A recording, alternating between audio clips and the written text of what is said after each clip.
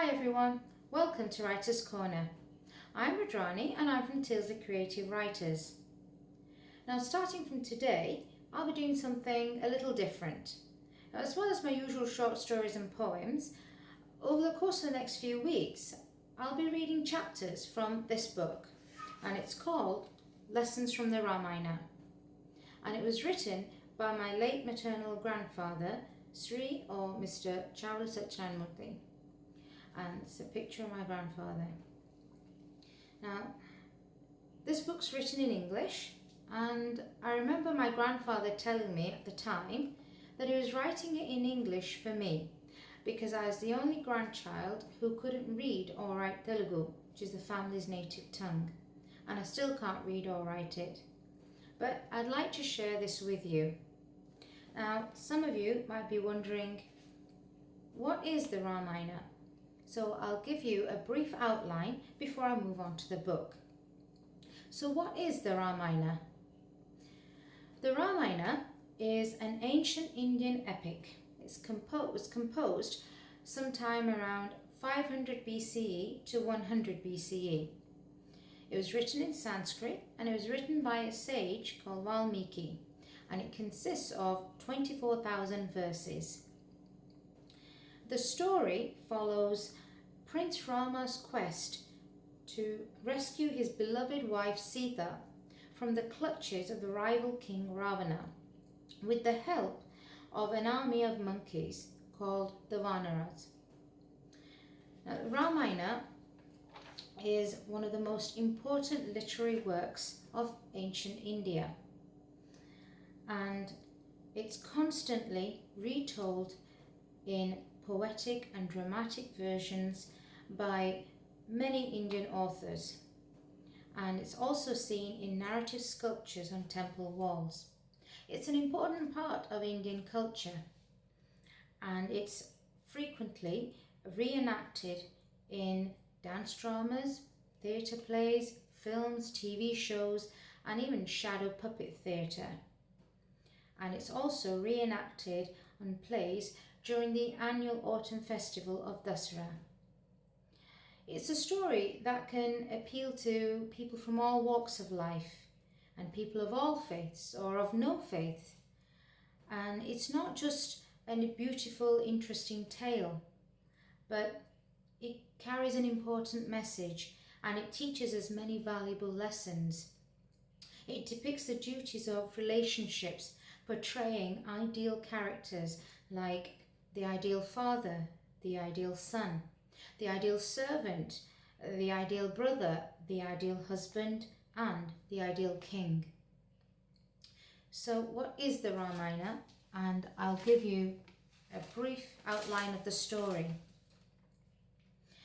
Rama was a prince of Ayodhya, and he won the hand of the beautiful princess Sita.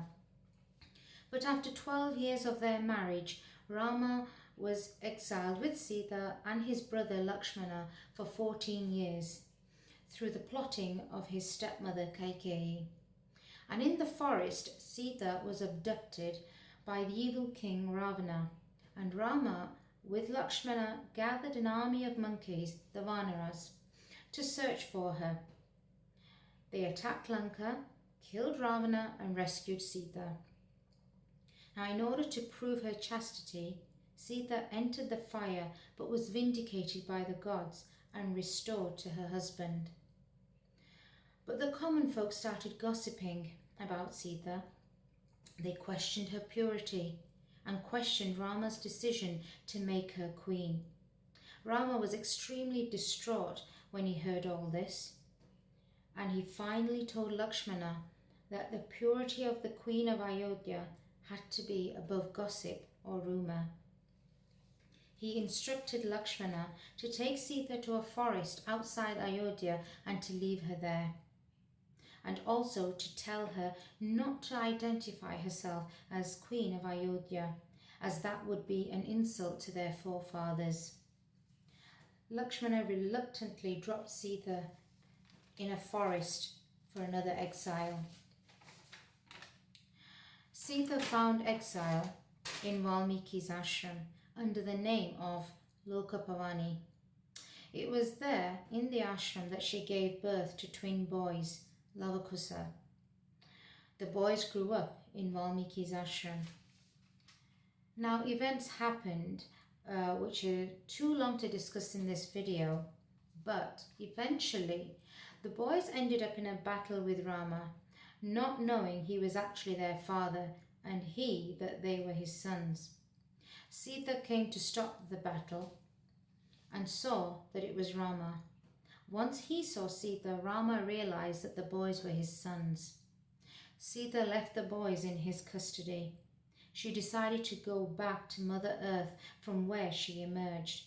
She prayed to the goddess Earth, Bhudevi, and the ground opened up and closed after Sita vanished into it. Rama ruled Ayodhya for many years and finally took Samadhi in the river Sarayu along with his 3 brothers. He went back to Vaikuntham in his Vishnu form. Lakshmana became Adisesha, the serpent bed on which Vishnu lies. Bharata and Saturguna became Vishnu's Senku and Chakra. Sita, of course, took the form of Lakshmi. So, to get a better understanding and a fuller picture, it would be good to read the full story of the Ramayana. And there are many English translations of various levels. And there might be some discrepancies or slight misinterpretations, so you have to be careful in choosing your source. So that is the basic outline of the Ramayana. So now moving on to the book.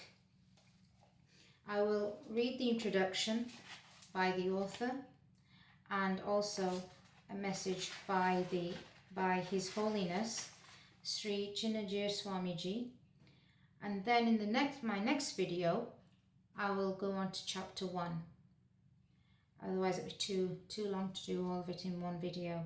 So here is the introduction from the author. Jai Sriman Narayana. Lessons from the Ramayana. A dedication. With the blessings and inspiration of His Holiness Sri Sri Sri Tridandi Sriman Narayana Ramanuja Chinnajir Swamiji, this book is composed.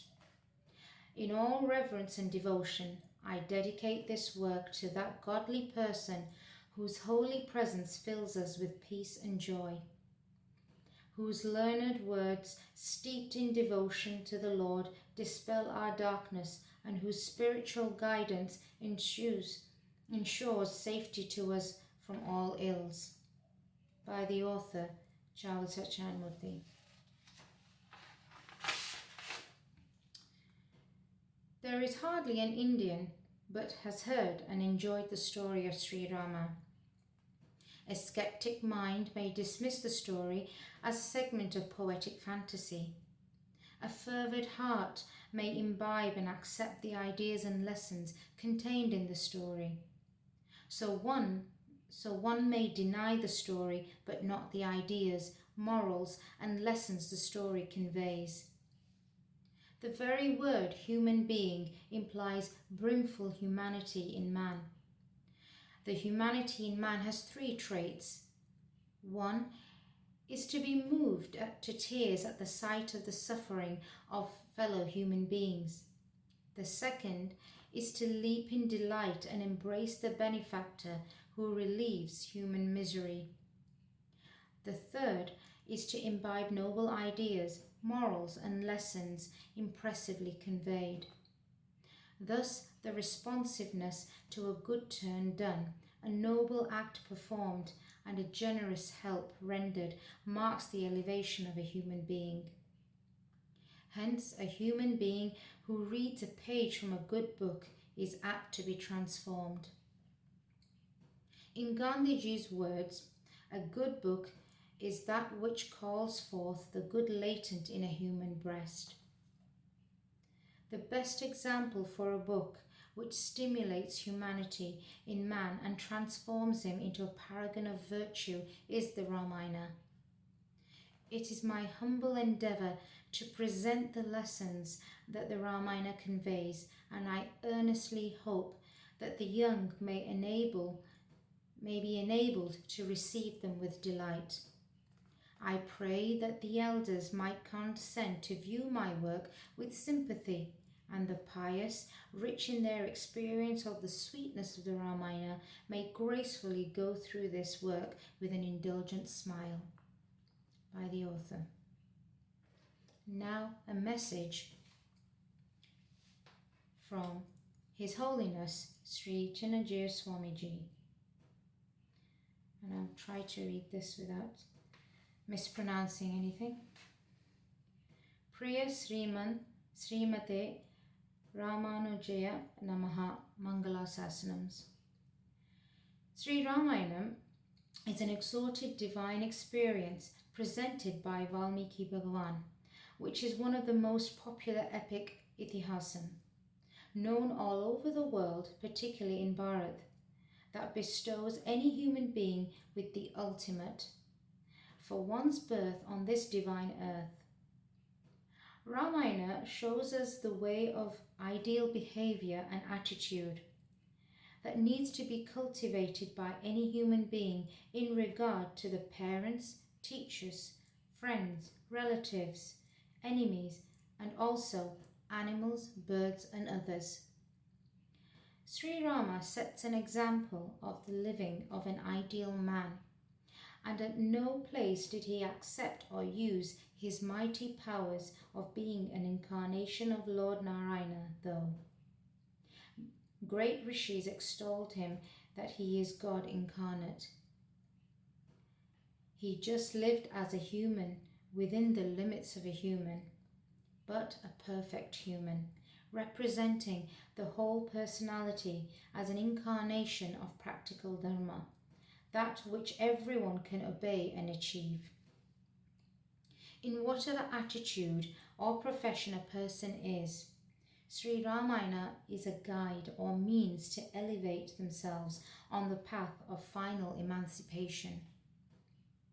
Whoever are in materialistic, idealistic, or philosophical pursuits find their way out of all their miseries and sufferings by mere recitation of Sri Ramayana, and what to say about those who try to follow it, understanding its natural perspective. Of course, one needs to learn it in an authentic way from a qualified guru to know the secrets crept behind the instances. Ramayana is known so much as one's own name to everybody in India. It is considered a collection of all morals and practices one ever faces in one's life. A king wishes to establish the kingdom of Rama. A mother wishes her child to be Rama. A brother wishes his brother to be like Rama or Lakshmana. A farmer wishes to take oath on Rama, and a girl wishes her husband to be like Rama. A child assumes the role of Rama and plays with other children. The story of Ramayana has been so deeply rooted into each cell of the blood of all human beings, just because it reflects the practical dharma for one and all. One feels delighted in assuming oneself with the one belonging to the family of Rama, just because of Sri Rama. Valmiki Bhagavan is usually compared with cuckoo and also with roaring lion. The story of Ramayana on the surface appears very appealing and sweet, soothing listeners' hearts, like that of the voice of a cuckoo. So even children long to listen to it and sing along with it. The roar of a lion causes horror to the listener, and one needs to be extremely brave, dhira, to face it. In Sanskrit, dhi means intellect and ra means who enjoys it. Valmiki unveils the secrets of dharma, high morals, and their seriousness in implementing in one's life boldly, for which one needs to be an intellectual giant. Ramayana, the story of Rama, is an epic that teaches us the ultimate truths of right practice in leading one's life. It is an all-in-all epic for the human beings to flourish. Before and after his birth as Rama, he might have been the lord of this universe, empowered with superpowers, but during the period as Rama, he is a perfect man, a personified form of Dharma. He exemplified the behavioral aspects, attitudinal aspects, and self-conduct practices. They all carried a tinge of high morale throughout their sustenance. Any human being who can follow them rightly will be able to achieve what all Sri Rama did achieve throughout his life. There is no doubt in it. To prove the practice of Dharma to this world and to show the benefits of it, Sri Rama lived here on this earth for 11,000 years. He set before us a wonderful example to follow for peaceful and purposeful living, having taken the birth of human being. In his later incarnation as Lord Krishna, the theory of the conduct of Dharma has been revealed by him. He taught Dharma through discourses to and of others, during which he showed his supreme powers and supreme form and authority of being unique, Lord controlling this universe. Within the constraints of this vast, varied, ever-changing nature, there is no easiest way than what he exemplified through his needs of practice in Ramavadar, and to accept the ultimate secret of the inner theory he taught in Krishnavadar. However great a technology comes from the constricted minds of human intellect. Such a great Ramayana has been taken as a subject by Sriman Charlie Satyanamurti, and a great attempt has been made to present the lessons taught by Sri Ramayana to this world, also indicating the current trends of society and government every now and then. Not only that he experienced the concepts to a greater extent, but also presented them well. We are happy that such a work is being published, which would serve the community at large to understand many of the underlying concepts in Ramayana. Sriman Dr. Karyala, and from London, the son-in-law of the author, gave good encouragement to this effort and also entrusted many such works to come through the same author in future. There is a saying, Asare samsare swarasus saram mandiram. Many take the meaning of saram in a different way, but here it reflects the divine substance being presented, and we offer Mangala Sasanams for continuing this endeavour. Jai Sriman Narayana. His Holiness Sri Sri Sri Tirudandi Chinna Jir Swami Sriman Narayana Ramanujana Jir Swami Ji. Okay. Thank you for listening to that, and excuse me for any mispronunciations. And in my next video, I will move on to chapter 1 and we'll continue the chapters. So that was just a brief introduction, as brief as possible. And thank you for watching. Please click like, share, subscribe, and I'll see you in the next video. Bye.